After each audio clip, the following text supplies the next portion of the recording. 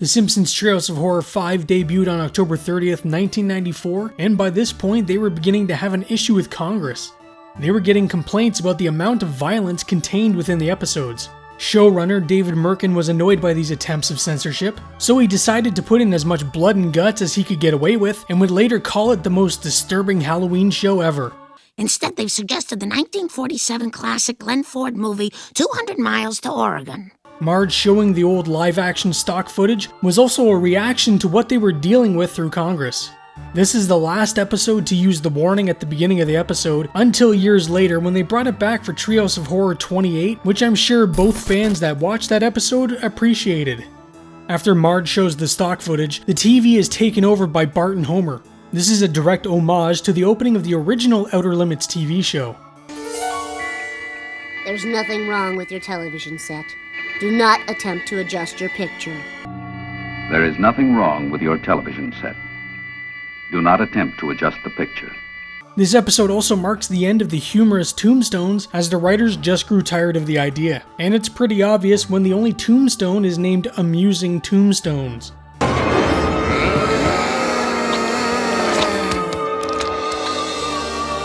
Another tradition also abandoned are the opening wraparound segments for the episodes.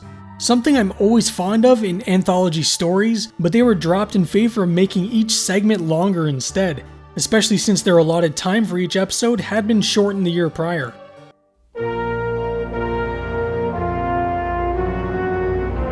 The first segment of the episode is The Shinning, written by Bob Cushel, and it's an obvious parody of the Stephen King novel and Stanley Kubrick movie, but mostly the movie. Showrunner David Merkin was greatly influenced by Kubrick and was the main reason why he wanted to become a director. Series creator Matt Groening had actually never seen the film, but still loved the segment despite most of the gags going over his head. Oh no! We left Grandpa back at the gas station! What about Grandpa? The Simpsons have been hired by Mr. Burns and Smithers as the new winter caretakers for the lodge. Burns gives them a tour of the building, and it has a rather lovely history. Satanic rituals were performed there, along with witch burnings and even 5 John Denver Christmas specials. Oh, John Denver. Meanwhile, Bart is in the hedge maze and learns that he has the Shining and can read minds, but for legal reasons it's called the Shinning here. To make sure they get honest work from The Simpsons, Burns cuts the cable TV and removes all the beer, which immediately sends Homer into a murderous rage. Mom, is Dad gonna kill us? We're just gonna have to wait and see. Homer heads to a dining hall where he's told by a ghost Moe that he can have a drink, but only after he kills his family.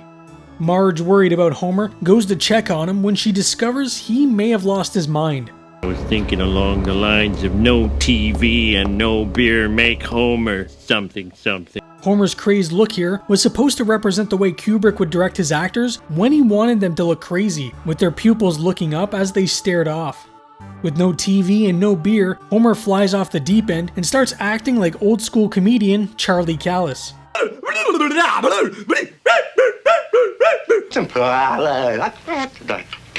That's impossible. Marge threatens to hit Homer with a bat, but he's taken out by his own reflection.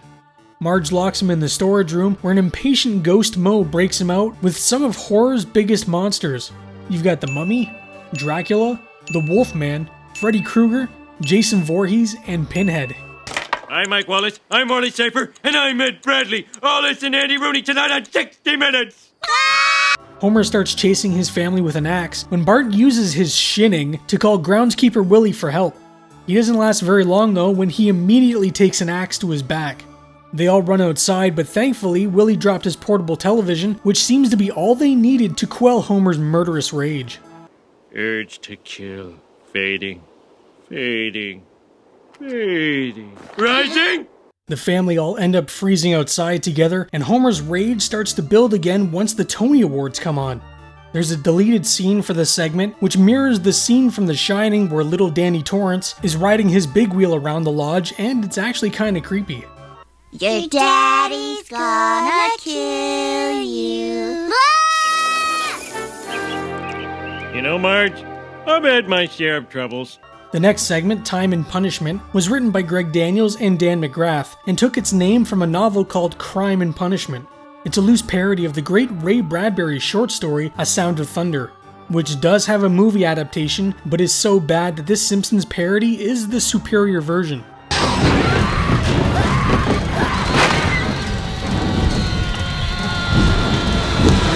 After Homer gets his hand caught in the toaster, twice, he attempts to fix it, only for it to send him careening back through time.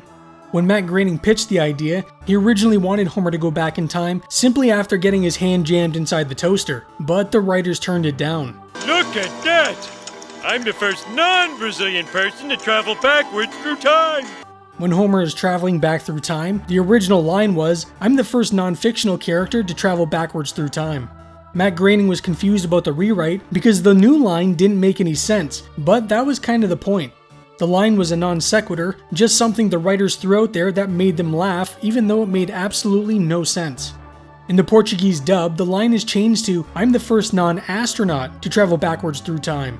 Homer also meets Mr. Peabody and Sherman, who come from the old Rocky and Bullwinkle cartoons, and many of the writers claim these characters had a big impact on the writing for the show. I've gone back to the time when dinosaurs weren't just confined to zoos. Homer ends up going back to the time of the dinosaurs and remembers what his father told him on his wedding day, to never touch anything if he ever finds himself back in the past. An odd but good bit of advice. Homer ends up killing a mosquito, and when he's sent back to the future, everything seems to be the same, except Flanders is now some dystopian overlord. The Simpson family is sent for re-education because, like all dystopian futures, it's all about control and conformity. Homer refuses to conform, and with the power of wieners, travels back in time with his toaster. Homer tries avoiding everything once again, but this time accidentally sits on a fish, as it was just starting to evolve.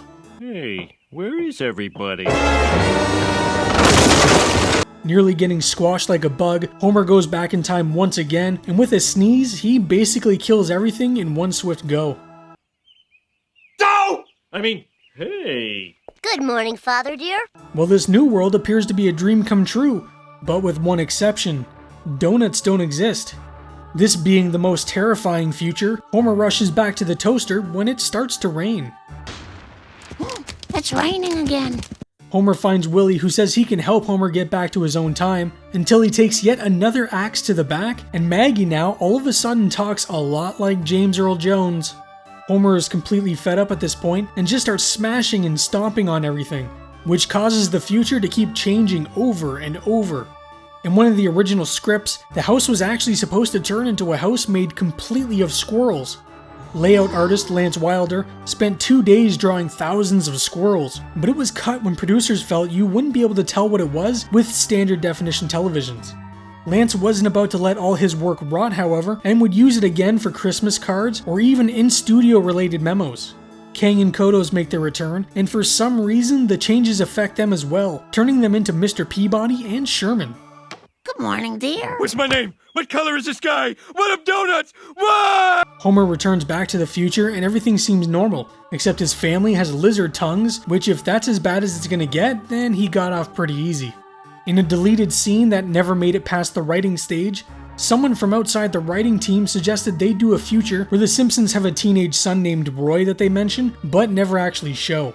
The bit was later taken and used in the Itchy and Scratchy and Poochie show, but Roy was just a random character living with the Simpsons and not a family member. The final segment, Nightmare Cafeteria, was written by David X. Cohen in his first writing gig for the show. It was based off a cult TV show called Nightmare Cafe, which was created by horror legend Wes Craven. It only lasted 6 episodes though, as poor ratings would eventually lead to its cancellation. The segment begins as an overcrowding in the detention room leads the school faculty to come up with a way to deal with the issue. Don't bitch to me, boss man. Thanks to the latest budget cuts, I'm down to using grade F meat. David Cohen wrote the grade F meat joke after a cousin of his told him about a box of hot dogs he saw once which said grade C, approved for human consumption. After Jimbo Jones trips the lunch lady and has whatever she was carrying spilled all over him, it finally dawns on Skinner on how they could solve their problems. Are you saying you killed Jimbo, processed his carcass, and served him for lunch? The teachers don't seem to mind that they're all eating a student, and the students, well, they're all completely unaware.